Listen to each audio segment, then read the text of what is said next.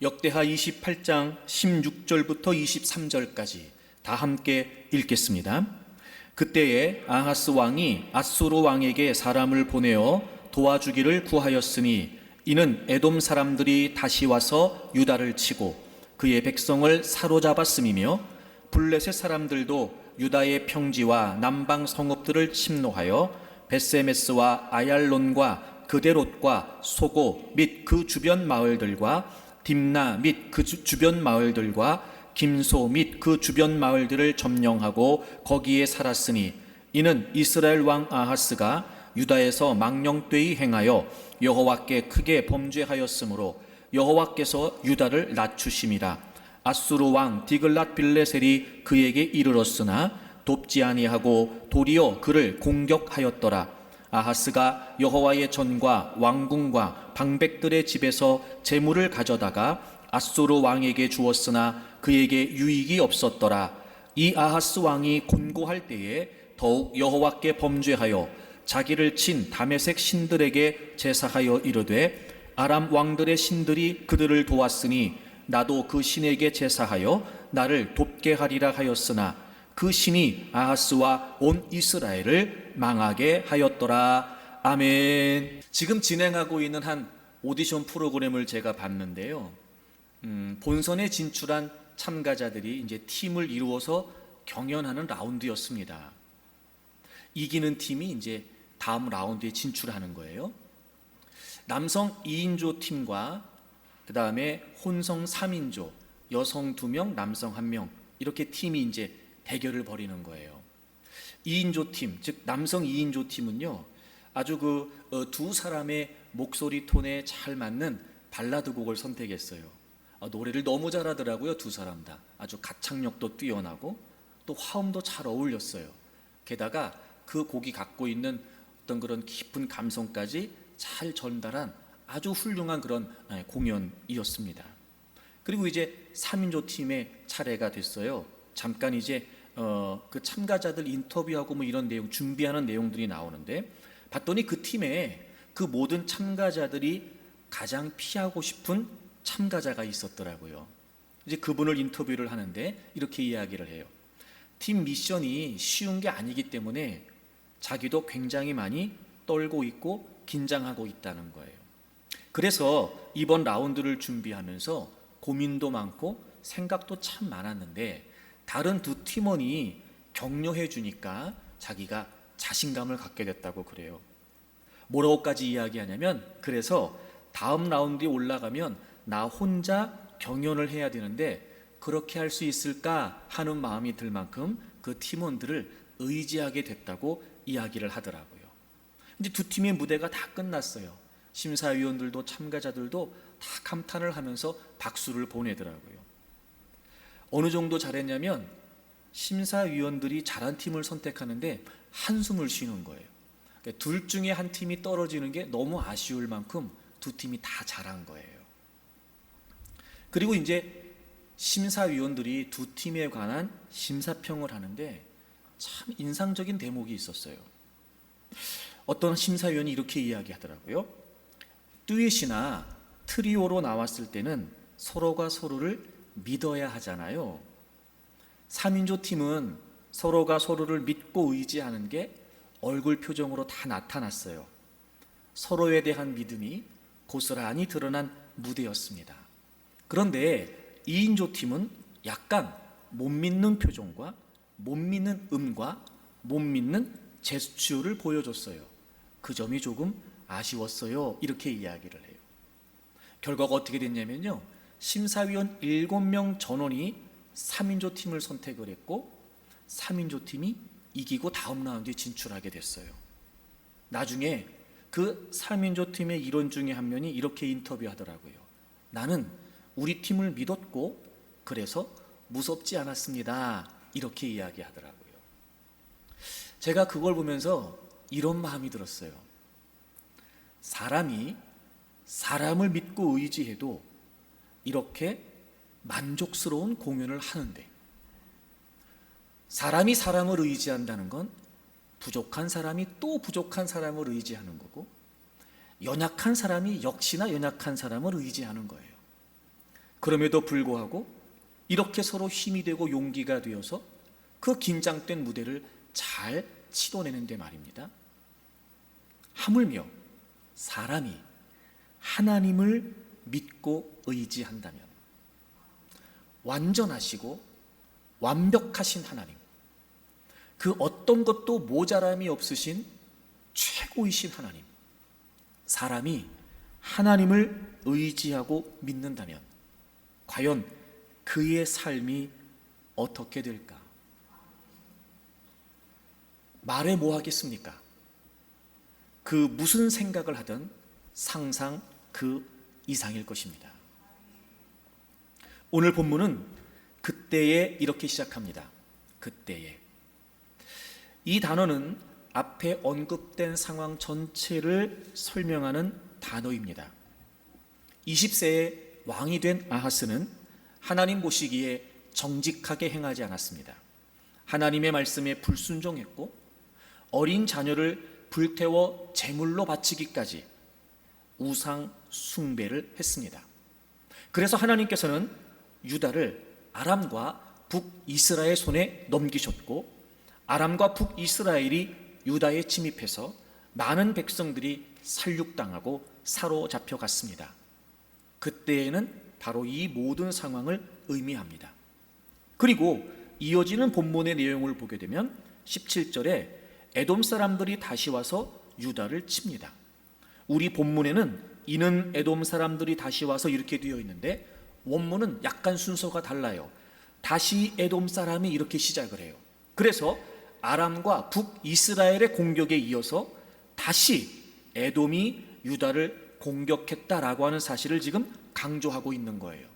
그러니까 앞의 내용에서 아람과 북이스라엘의 침입이 있었고 이어서 에돔이 유다를 공격했고 백성들이 포로로 붙잡혀가는 일이 벌어지고 있는 겁니다.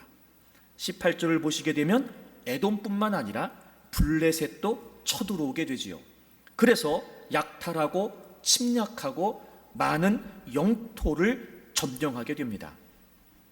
이때 아하스 왕이 어떻게 했냐면 16절에 보시면 그때에 아하스 왕이 아수르 왕에게 사람을 보내어 도와주기를 구합니다. 열왕기하 16장에 나와 있는 내용과 종합해서 이 장면을 생각해 보면 아하스는 아람과 북이스라엘의 동맹군이 공격했을 때 아수르 왕에게 도움을 요청하게 됩니다. 그리고 그 후에 에돔과 블레셋이 공격해 왔을 때도 역시 또 그는 아수르 왕에게 도움을 요청하게 됩니다. 그러니까 아하스는 아람과 북이스라엘이 침입했을 때도 이후에 에돔과 블레셋이 공격했을 때도 영거퍼 한 번도 아니고 두 번씩이나 지금 아수르 왕에게 도움을 요청하고 있는 거예요. 게다가 이렇게까지 합니다. 21절을 보시게 되면 아하스가 여호와의 전과 왕궁과 방백들의 집에서 재물을 가져다가 아수르 왕에게 줍니다. 여기서 재물을 가져다가, 이 가져다가라고 하는 표현이 무슨 표현이냐면 강제로 빼앗았다는 거예요. 당시 유다는 여러 나라의 공격을 받고 있었지요. 당연히 국가적으로 또 백성들에게 있어서 재물의 손실이 많았을 거예요. 그런 상황에서 아하스는 아수르 왕에게 도움을 요청하기 위해서 뇌물을 바치는데 왕궁뿐만 아니라 신하들, 방백들의 재산까지도 강제로 빼앗은 거예요. 심지어 하나님의 성전의 재물까지도 다 탈취를 해서 지금 아수르 왕에게 주면서 도움을 요청하는 겁니다. 이 대목을 보게 되면 지금 아하스는 전적으로 아수르 왕을 의지하고 있다는 걸 우리가 알게 되죠. 하나님을 의지하지 않고 말입니다. 그리고 그 결과가 어땠습니까? 20절을 보세요. 아수르 왕 디글랏 빌레셀이 그에게 이르렀으나 돕지 아니하고 도리어 그를 공격합니다. 아하스의 기대와 달리 아수르는 유다를 돕지 않습니다. 그리고 오히려 공격을 했습니다. 아하스 요청을 받은 아수르는 아람과 북이스라엘만 공격한 것이 아니라 유다도 위협한 겁니다. 도움을 요청했는데 오히려 유다를 공격했다는 거예요. 그래서 결국 어떻게 됐냐면 21절 맨 마지막을 보시면 그에게 유익이 없었어요. 여기서 유익이라고 번역된 단어는 도움이라고 하는 단어예요. 유익이 없었어요. 무익했어요. 아하스가 아수르 왕에게 많은 재물까지 바치면서 도움을 구했지만 전혀 도움을 받지 못했어요. 도움을 원했는데 도움을 얻지 못했어요. 유익이 없었어요. 무익했어요. 사랑하는 교회 여러분, 하나님을 의지하지 않고 사람을 의지하는 것은 무익합니다. 아무 유익이 없습니다. 하나님을 의지하지 않는 것은 우리의 삶에 무익할 뿐입니다. 그리고 오늘 본문이 이어지지요. 22절을 보세요. 이 아하스 왕이 앞에서 그런 일을 했던 아하스 왕을 강조하죠. 바로 그 아하스 왕이에요. 이 아하스 왕이 곤고할 때에, 여러분이 곤고하다는 말이 무슨 말이냐면 괴롭다는 말이에요. 제가 지금 설명드렸어요. 아하스는 아수르 왕에게 도움을 요청했습니다. 그런데 자신의 요청으로 온 아수르 왕이 더 유다를 괴롭히면서 지금 고통이 더 심해졌다는 거예요. 아하스 왕의 요청을 받은 아수르는 유다도 공격하게 됩니다. 게다가 블레셋과 에돔을 격퇴시키기는 했지만 유다가 빼앗긴 도시들을 되찾아서 유다에게 돌려주지 않고 아수르 영토에 편입시켰다고 그래요. 그리고 유다를 압박하면서 많은 재물을 탈취해 갔다고 합니다. 그러니까 지금 앞의 상황으로 인해 아하스는 더 괴롭고 더 어려운 상황을 만나게 된 거예요. 자, 이때 아하스 왕이 이렇게 합니다. 23절을 보세요. 자기를 친 다메섹 신들에게 제사하여 이르되 아람 왕들의 신들이 그들을 도왔으니 나도 그 신에게 제사하여 나를 돕게 하리라. 여러분, 다메섹은 바로 북이스라엘과 함께 남유다를 공격한 아람의 수도이지요. 다메섹의 신들이라는 건 그러니까 무슨 의미겠어요? 바로 아람의 우상들을 말합니다. 아하스가 어떻게 생각했냐면 아람의 신들이 아람과 남유다의 전쟁에서 아람을 도와서 남유다가 지금 어려움을 당하고 있다, 이렇게 생각을 한 거예요. 그래서 나도 그 아람 신에게 제사를 해서 도움을 받겠다, 이렇게 지금 판단을 한 거란 말이에요. 여러분, 유다가 아람 나라를 통해서 괴롭힘을 받고 공격을 받았던 건 아람 나라가 강해서가 아니라 하나님께서 범죄하고 우상 숭배했던 아하스 때문에 지금 남유다를 아람을 통해 징계하시는 거예요. 아람의 신들 때문이 아니라 사실은 남유다를 징계하시는 하나님 때문에 이 일이 벌어진 거란 말이에요. 그리고 이 신들을 섬기는 아람은 사실 아수르에 의해서 패배하고 그 이후 역사에서 사라지게 됩니다. 그런데 지금 아하스 왕은 자신이 아람의 공격을 받고 어려움에 처했다 하여 그 아람의 신을 더 강하게 생각한 거예요. 그래서 그 아람의 신들에게 자기도 제사를 드리겠다는 겁니다. 그리고 24절 이하의 말씀을 보면 열왕기하 16장에도 나오지만 아하스 왕은요, 하나님의 전의 기구들을 다 모아서 폐기해버립니다. 여호와의 전 문들을 닫습니다. 여기서 여호와의 전이라는 것은 성전 안쪽에 있었던 성소와 지성소의 문들을 가리킵니다.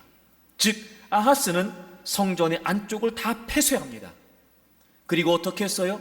바로 다메섹에서 본 아수르 왕의 제단, 아수르의 우상을 섬기는 그 제단을 본떠서 만든 우상의 제단을 성전뜰에 설치하고 그동안 하나님께 제물을 바쳤던 놋제단은 치워버리고 거기에 제사를 드리게 되지요.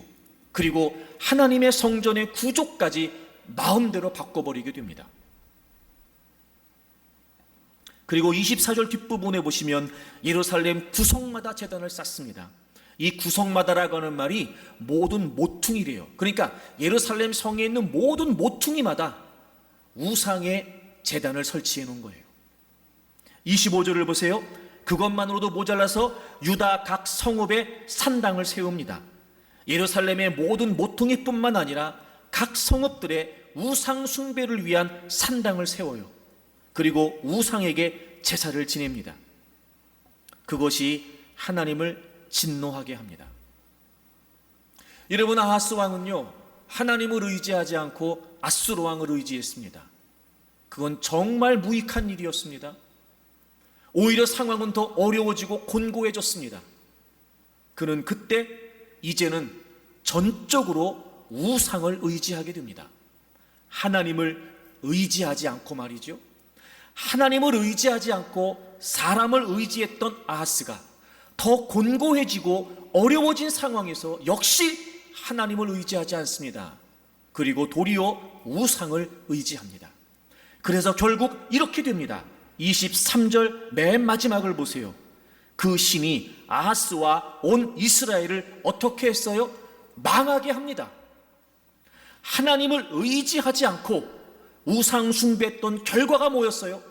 자신을 도와줄 것으로 기대했던 그 우상들이 오히려 자신과 자신의 나라가 멸망하는 원인이 된 거예요. 사랑하는 교우 여러분, 하나님을 의지하지 않고 우상을 의지하는 것은 무모합니다. 하나님을 의지하지 않는 것은 무익합니다. 하나님을 의지하지 않는 것은 무모합니다. 즉, 하나님을 의지하지 않고 그 어떤 것을 의지하는 것은 우리의 삶에 무의미합니다. 시쳇말로 세상 의미 없습니다. 세상 의미 없습니다. 의미 없다, 의미 없다, 이것처럼 무의미한 일이 없습니다. 하나님을 의지하지 않는 것, 그분께 도움을 요청하지 않는 것, 무익하고 무모합니다. 그 노력, 그 수고, 그것처럼 무의미한 일이 없습니다. 물론 지금 아하스는 절체절명의 상황에 도움이 필요한 환경에 처해 있습니다. 그래서 그는 아수르 왕에게 많은 재물까지 바치면서 도움을 구합니다. 하지만 전혀 도움을 받지 못합니다. 무익했습니다. 오히려 더 곤란한 어려움에 처하게 되지요. 하나님의 성전까지 파괴하면서 아람의 우상들, 아수르의 우상들에게 도움을 구했습니다. 전혀 도움을 얻지 못했습니다. 진짜 무모한 일이었지요. 도리어 그 일 때문에 나라가 망하게 되었습니다. 하나님을 의지하지 않는 그 모든 노력과 수고는 무의미한 시도일 뿐입니다. 무익하고 무모합니다. 사랑하는 교우 여러분, 그러므로 우리는 하나님만을 의지해야 됩니다. 아무리 어려워도, 아무리 힘들어도, 아무리 괴로워도 여러분, 우리가 의지할 분은 하나님 한 분뿐이십니다. 즉 하나님만이 우리의 도움이 되신다는 겁니다. 하나님 이외의 것에 도움을 기대하지만 도움을 받을 수 없습니다. 혹시 나는 나름대로 도움을 받는다고 생각하고 있을지 모르지만 도움이 되지 않아요. 여러분 잘 들어보십시오. 그것들이 도움이 되려면 하나님의 도움이 그것들을 통해 나에게 주어질 때 도움이 되는 거예요. 하나님은 우리의 도움이십니다. 우리가 의지할 분은 하나님 한 분뿐이십니다. 그래서 우리가 그 어떤 것이 아닌 하나님을 의지하게 되면 하나님께서는 다양한 많은 것들을 통해 우리를 도와주시지요. 그래서 때로는 사람이 우리에게 도움이 되기도 하고, 때로는 물질이 우리에게 도움이 되기도 하며, 다양한 많은 환경과 조건들이 우리에게 도움이 되기도 해요. 하지만 그것은 하나님께서 하나님을 의지하는 자신의 백성들을 살피셔서 그런 상황들을 통해 우리를 도와주시는 것이지, 그것이 우리에게 도움이 되는 건 아니란 말입니다. 사랑하는 교우 여러분, 지금 여러분이 어떤 상황에 처해 있는지, 어떤 어려움에 처해 있는지 자세히 알 길은 없지만 한 가지 제가 분명히 말씀드릴 수 있는 것은 하나님 이외의 것을 의지하는 것은 무익하고 무모합니다. 무의미한 시도를 하지 마세요. 헛된 노력과 수고에 여러분의 에너지를 쏟지 마세요. 오직 하나님 한 분만을 의지하는 것이 우리의 인생에 가장 유익하고 보장된 일입니다. 그 누구도 그 어느 것도 우리를 도울 수 없습니다. 무익하고 무모할 뿐입니다. 오직 하나님만이 우리를 도우실 수 있으니 우리는 하나님만 의지해야 되는 것입니다. 때로는 당장 눈에 보이지 않는 하나님보다 눈에 보이는 그 누군가가, 눈에 보이는 그 무언가가 도움이 될 것 같아 그것을 의지하고 싶은 마음이 들 수도 있습니다. 하나님 이외의 것이, 이것이 나에게 도움이 될 것 같다 싶은 생각이 들 수도 있어요. 하지만 그럴 때마다 기억하십시오. 무익하고 무모하다는 걸 말입니다. 그것 때문에 문제가 해결되지 않습니다. 그것 때문에 상황이 달라지지 않습니다. 그것 때문에 위기로부터 우리가 구원을 받을 수 없습니다. 하나님을 의지하지 않는 것은 무익하기 때문입니다. 오히려 우리의 상황은 더 악화되고 우리는 더 괴로워집니다.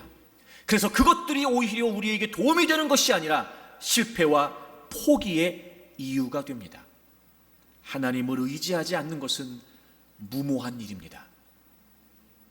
사랑하는 여러분, 그러니 이제 무의미한 시도를 멈추십시오.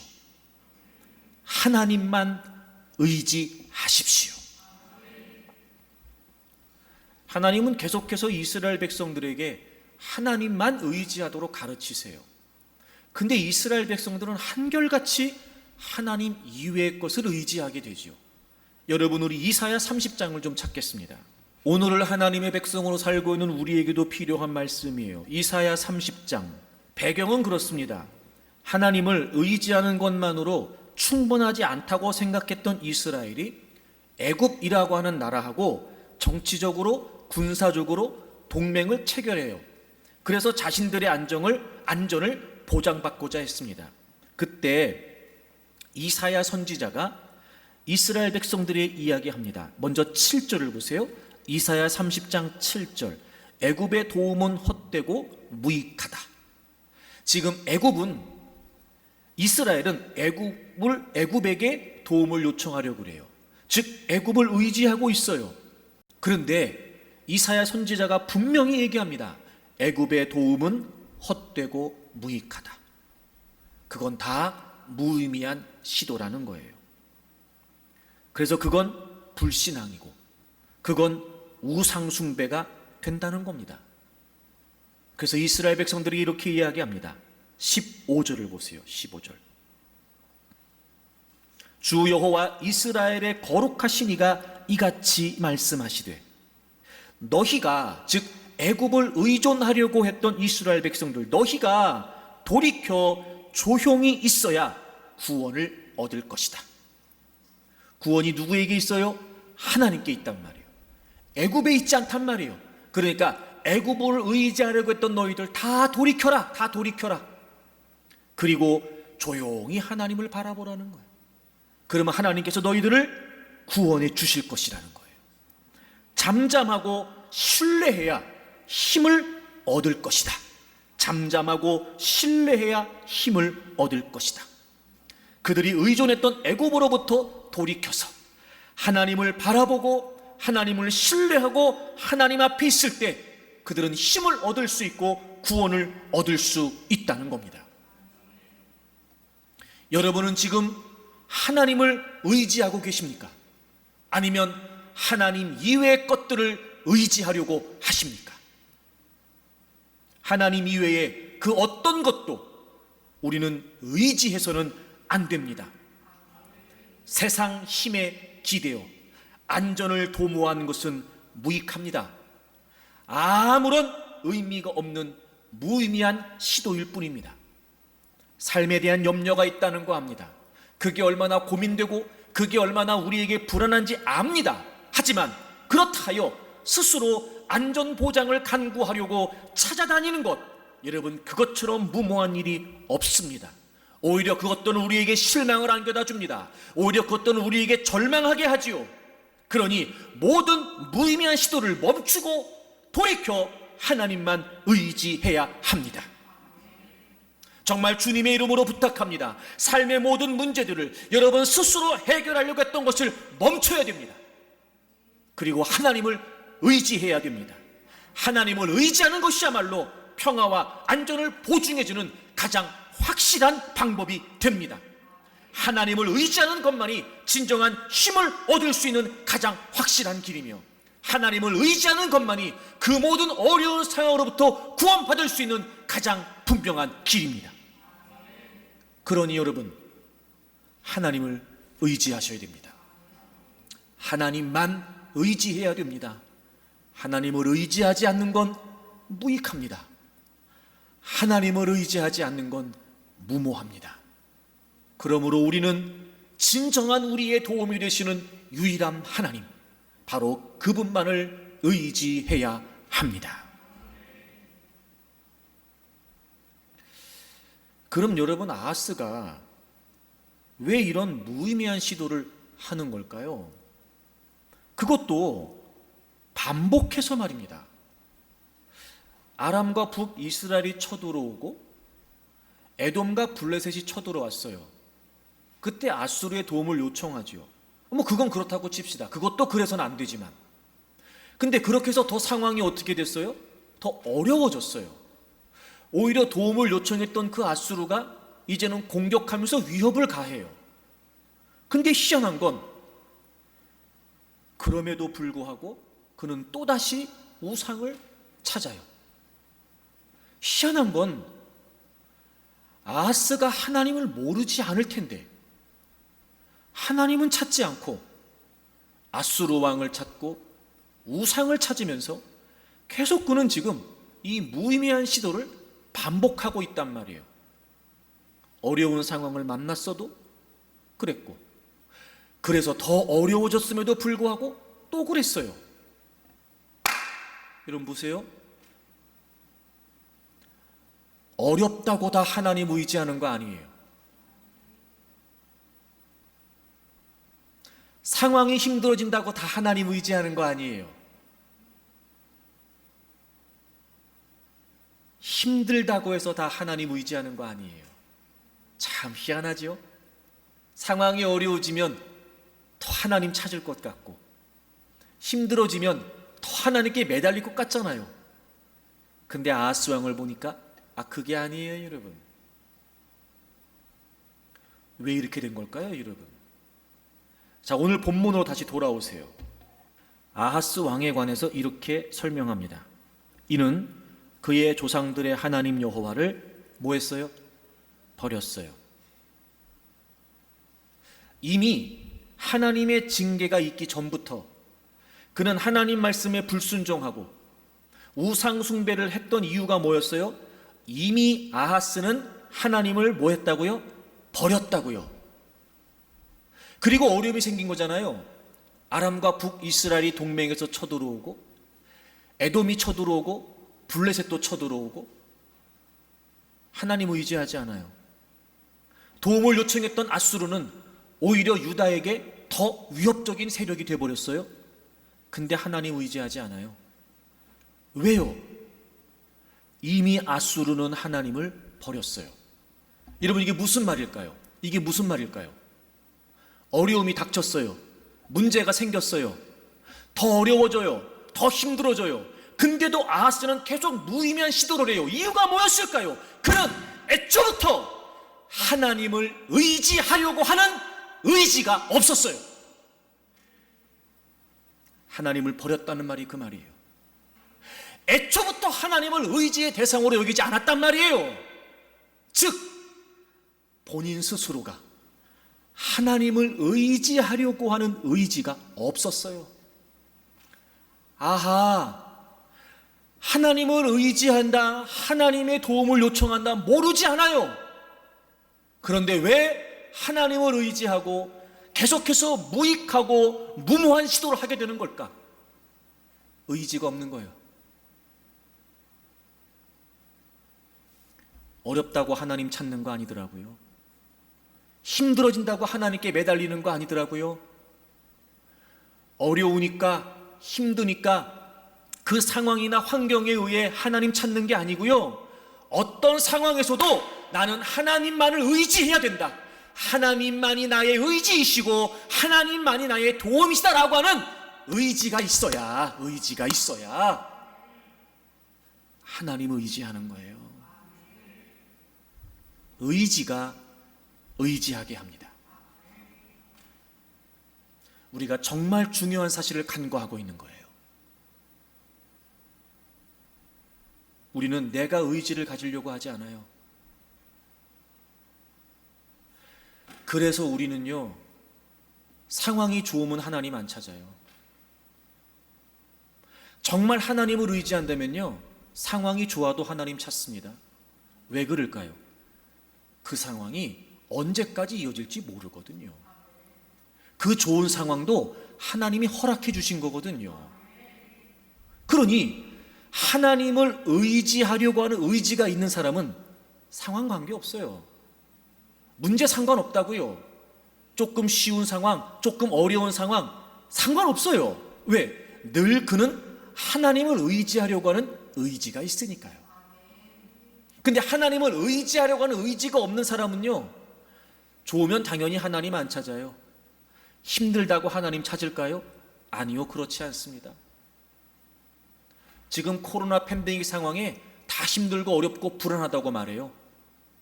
여러분, 냉정하게 우리 한번 살펴보자고요. 그래서 더 하나님을 찾으십니까? 기도 시간이 더 늘었나요, 여러분? 말씀을 읽고 말씀을 듣고 말씀을 묵상하는 시간이 더 많아졌습니까? 힘드니까 어려우니까 더 하나님 의지하고자 하나님을 예배하고 계십니까? 아니잖아요. 우리가 우리를 봐도 알지요. 아, 이게 어렵다고 하나님 찾는 게 아니구나.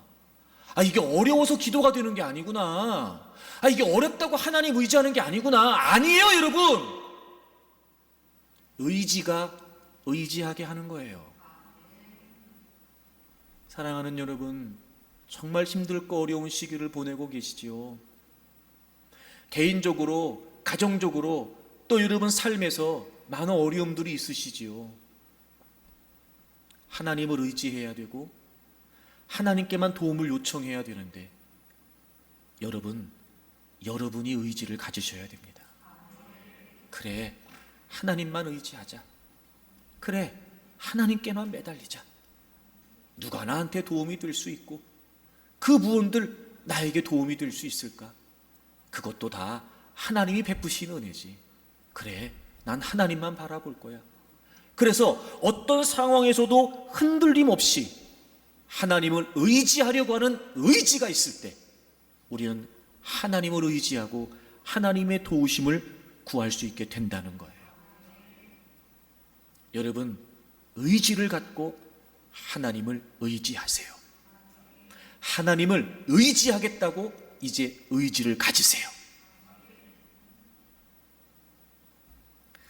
영어에서 미래를 나타낼 때 사용하는 두 가지 표현이 있어요. 그래서 사용하는 조동사가 다르거든요. 단순 미래가 있고 의지 미래가 있어요. 단순 미래는요, 말 그대로 단순 미래예요. 그러니까 시간이 지나면 그냥 자연스럽게 생기는 미래의 일들. 예를 들면 내년에 나는 25살이 된다. 내가 그렇다는 게 아니라 예를 들면 그런 거예요.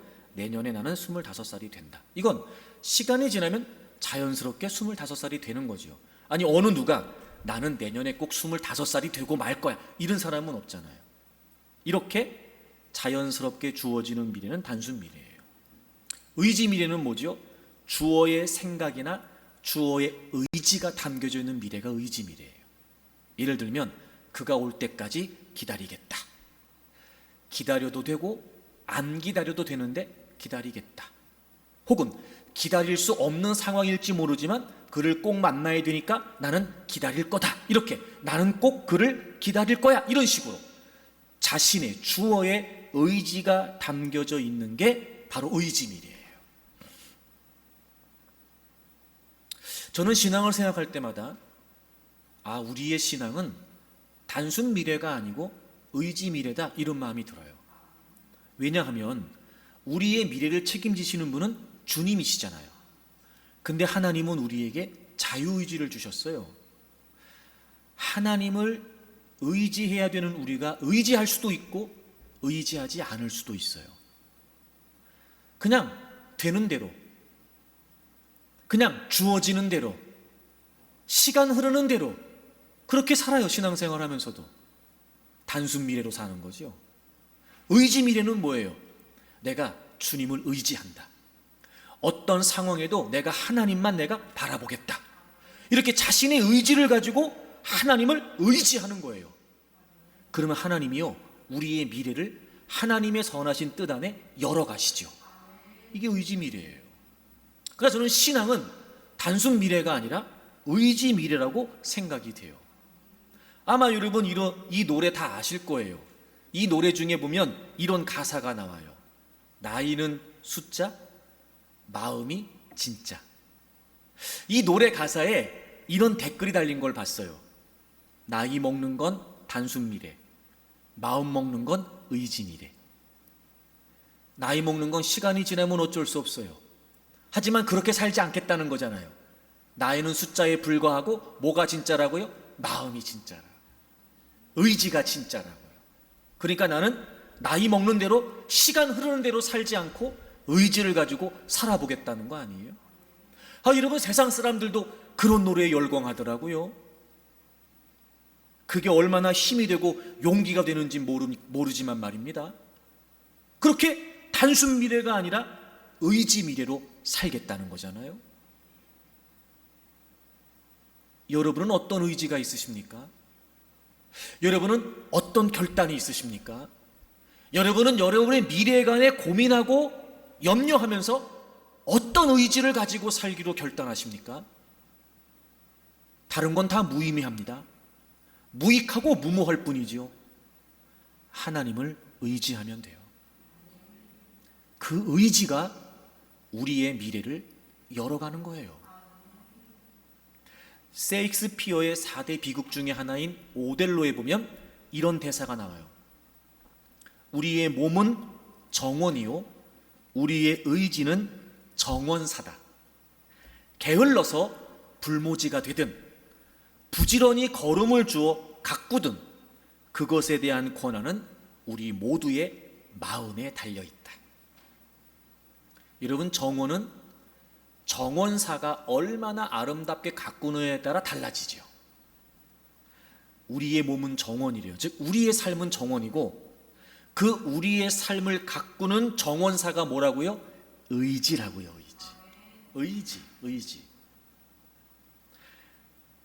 그만큼 우리의 의지가 우리의 삶을 바꾸어 우리의 삶을 가꾸고 우리의 삶을 만들어 간다는 거예요.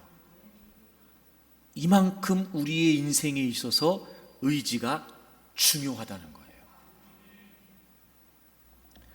하나님을 의지하려고 의지를 갖느냐, 아니면 하나님 이외의 것을 의지하려고 의지를 갖느냐, 이 의지가 우리의 삶을 바꿔나가는 거예요.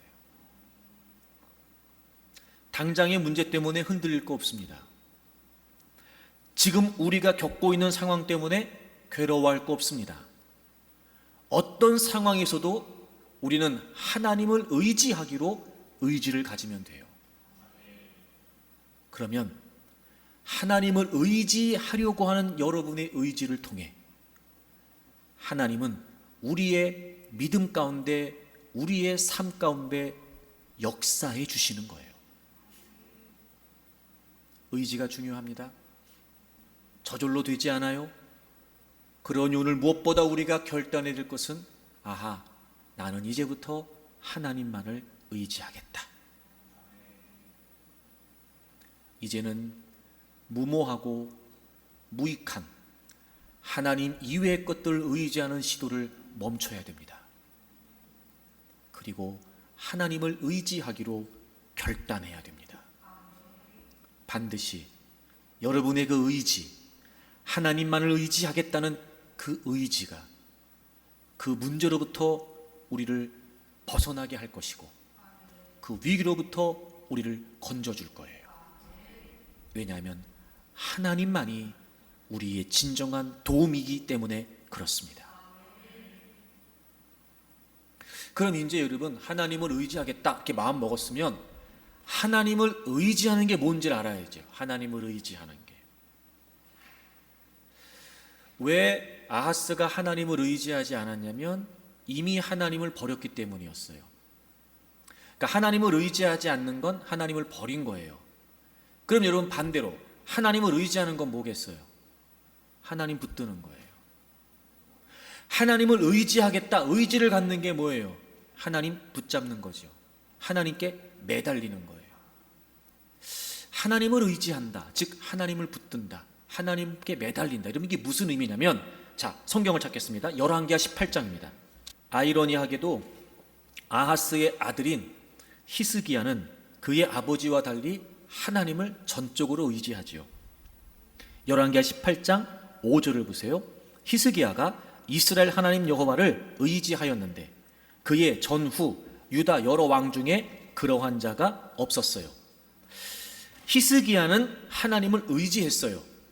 그런데 그의 전후 유다 여러 왕 중에 그러한 자가 없었으니까 히스기야만큼 하나님을 의지한 왕이 없었다는 거죠. 첫째, 이건 이런 의미예요. 모든 왕들 중에서 가장 하나님을 의지한 사람이 누구였다는 거죠? 히스기야였다는 거죠.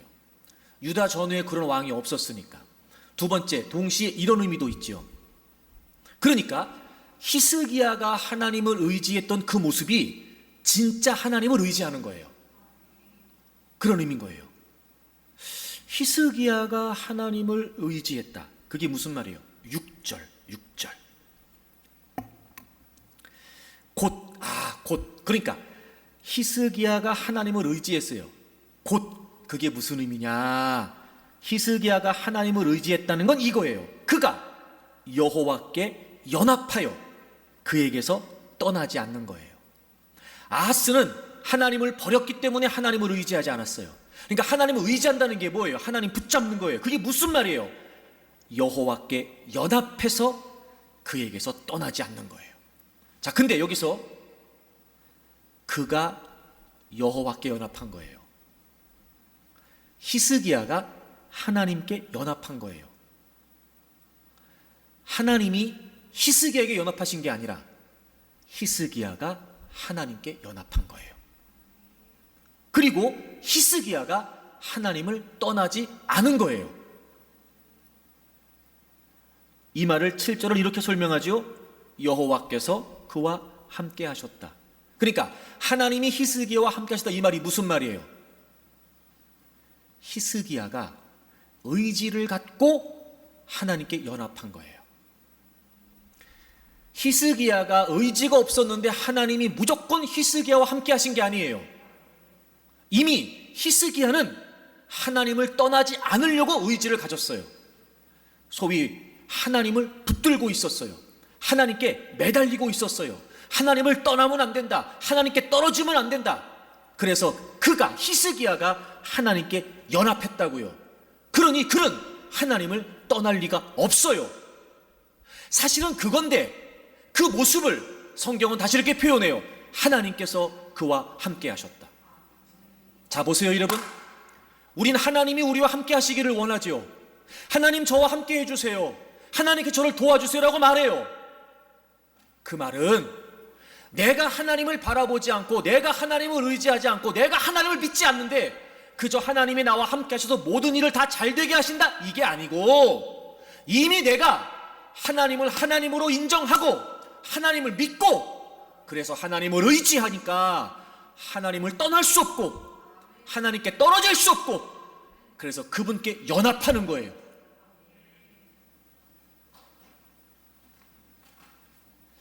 보세요 여러분, 하나님을 의지하는 게 뭐냐? 내가 정말 하나님을 의지하려는 의지를 갖고 하나님 그분께 붙어 있는 거예요. 자, 그러면 주체가 나예요, 하나님이세요? 주체가 나예요, 하나님이세요? 하나님이세요. 근데 우리는 내가 주체예요. 그리고 하나님은 나랑 함께 해야 돼요.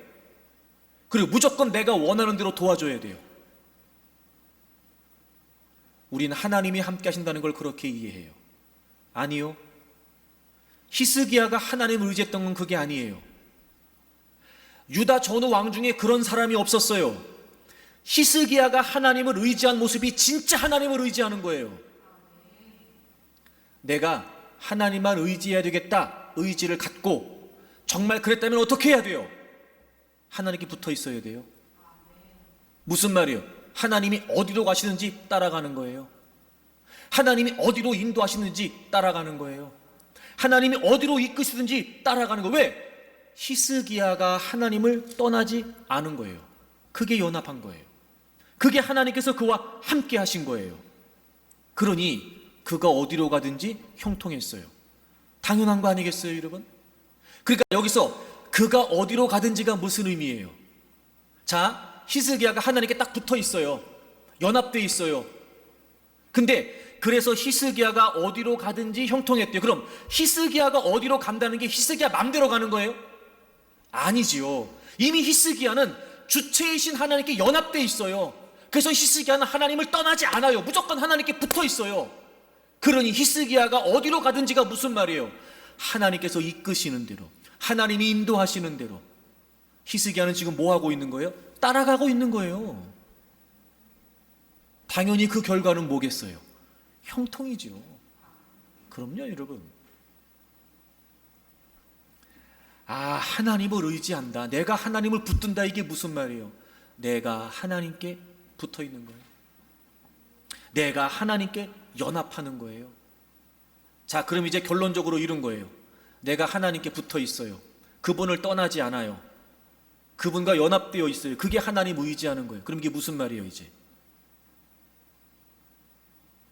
하나님께 맡기는 거예요. 맡기는 거예요. 자, 보세요. 아하스 왕이 북이스라엘과 아람이 공격해 왔어요. 자기들이 감당이 안 되잖아요. 에돔이 쳐들어오고 블레셋이 공격해 와요. 남유다의 힘으로는 감당이 안 돼요. 그래서 아수르 왕에게 도움을 요청했어요. 그리고 아수르 왕에게 도움을 요청한다는 게 무슨 말이에요? 지금 그 문제, 그 상황, 공격받고 있는 그 상황을 내가 감당하지 못하니까 누구한테 맡긴다는 거예요? 아수르 왕한테 맡긴다는 거예요. 맡기는 거예요. 의지하는 게 뭐예요, 여러분? 맡기는 거예요. 맡기는 거예요. 그래서 하나님을 신뢰한다라고 말할 때 그 신뢰라고 하는 단어의 원래 뜻이 무슨 말이냐면요, 내가 어떤 사람을 믿기 때문에, 어떤 대상을 믿기 때문에 내 몸을 완전히 기대는 거래요. 여러분, 이건 확실히 안전하다고 생각되지 않으면 내 몸을 기댈 수 없어요. 그렇죠, 여러분? 하나님을 신뢰한다, 하나님을 의지한다, 바로 이 표현이에요. 즉, 나를 맡기는 거예요. 나의 모든 걸 전적으로 하나님께 맡기는 거. 이게 하나님을 의지하는 거예요.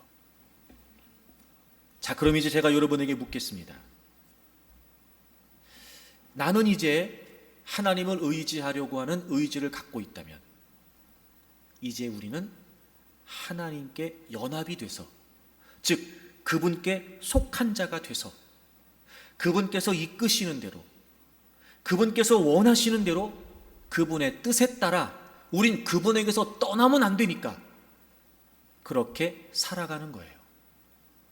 즉 내 모든 삶의 전폭을 하나님께 맡기는 거죠.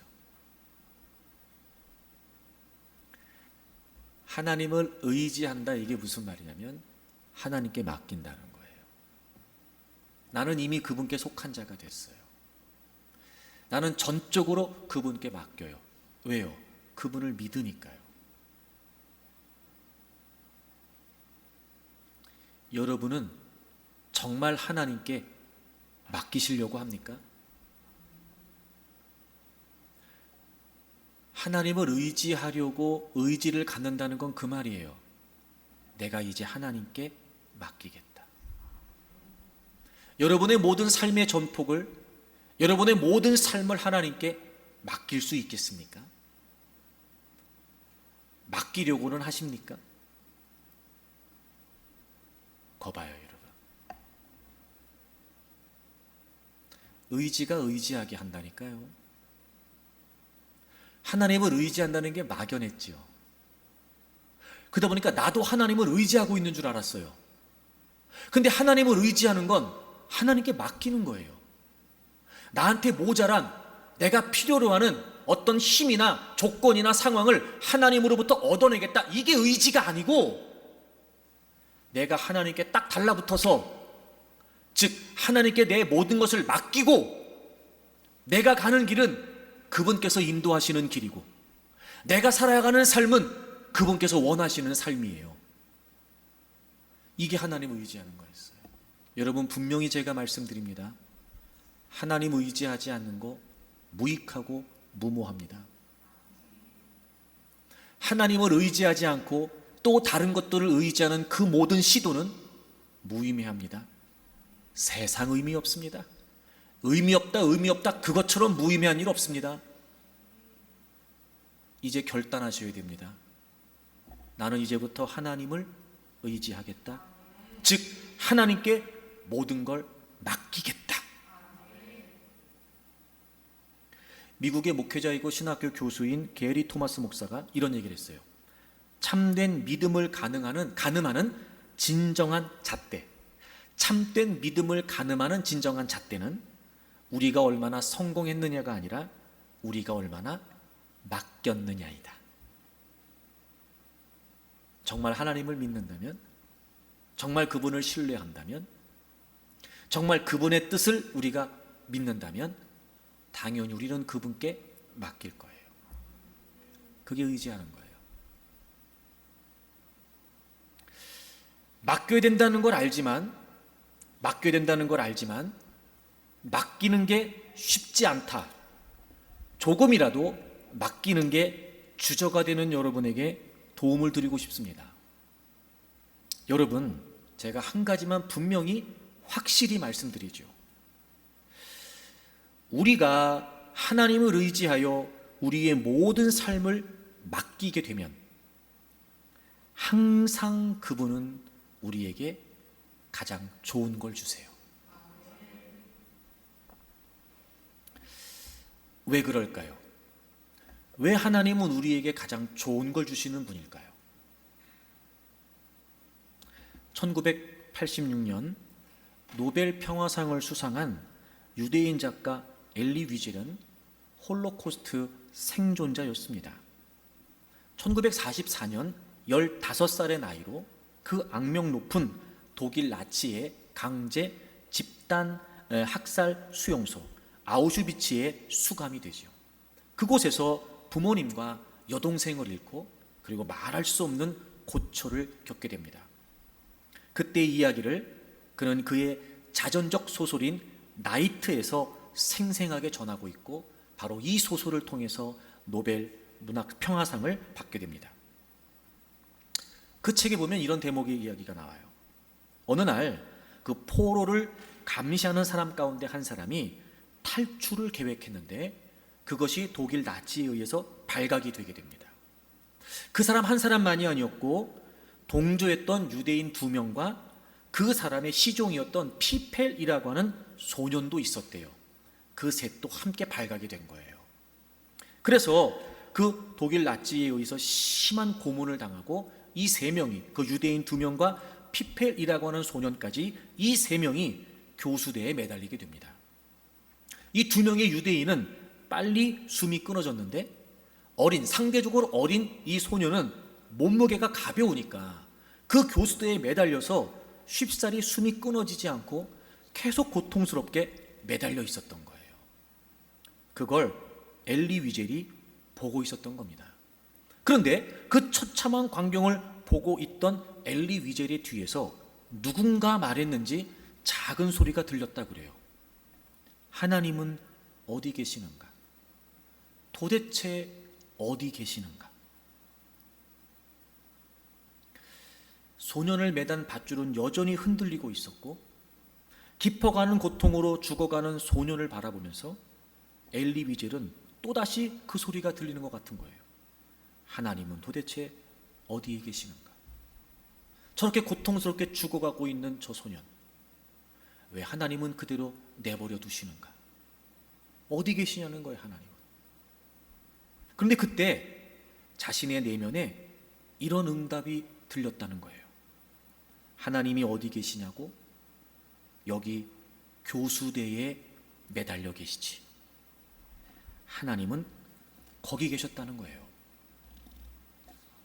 극적으로 그 수용소에서 살아난 엘리 위젤이 프랑스에 가서 노벨 문학상 수상자인 프랑스와 모리악이라고 하는 사람을 만났대요. 그때 바로 이 교수대에서 경험했던 이야기를 이 사람에게 들려준 거예요. 그때 이 프랑스와 모리악이 이렇게 대답했다고 합니다. 나는 그 목소리의 주인공을 알 것 같습니다. 그분은 아마도 예수님일 겁니다. 그분의 별명은 임마누엘이지요. 하나님께서 우리와 함께 하신다는 의미입니다. 그는 십자가에 달려 처형당한 분이십니다. 그리고 그는 인간이 이런 불의한 고난을 당할 때마다 그 현장에서 함께 아파하시면서 매달려 계시는 분이십니다. 함께 아파하시고 함께 매달려 계시는 분. 하나님은 우리가 어려운 상황과 고통스러운 상황에 있을 때 구경만 하시는 구경꾼이 아니세요. 그 고통 속에서 함께 아파하는 분이세요. 히브리서 4장 15절이 우리에게 증언하고 있는 것처럼 그분은 우리의 연약함을 동정하시는, 즉 함께 아파하시는 공감의 하나님이세요.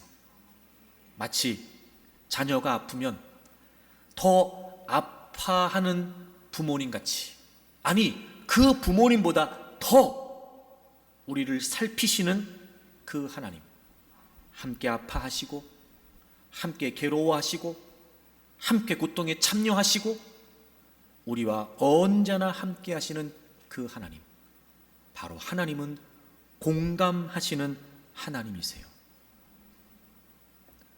그렇기 때문에 그런 우리를 너무나 잘 알고 계신 하나님이시기 때문에 우리가 그런 어려움 속에서 하나님을 의지하고 하나님께 도움을 요청할 때 그분은 우리에게 가장 좋은 걸 주세요. 아시거든요. 얼마나 아픈지, 얼마나 고통스러운지. 우리 혼자 그 문제 속에 있고, 우리 혼자 그 어려움 속에 있고, 그 어디에도 우리가 의지하고 도움을 받을 대상이 없다고 생각할 때 하나님은 우리보다 더 아파하시면서 우리와 함께 하시고 우리와 함께 고통스러워하고 계시거든요. 그렇기 때문에 하나님은 우리에게 가장 좋은 걸 주세요. 이미 그렇게 하나님이 가장 좋은 걸 주시는 분이라는 걸 우리에게 보여주셨잖아요. 우리가 죄 때문에 죽어 있었을 때, 죄의 종노릇하며 고통 속에, 저주 속에, 심판 속에 있을 때 죄가 없으셨던 그분께서는 마치 죄인인 것처럼 우리가 죄 때문에 고통스러워하고 죽어 있었고 저주 아래 있을 때 함께 아파하셨고 함께 하셨어요.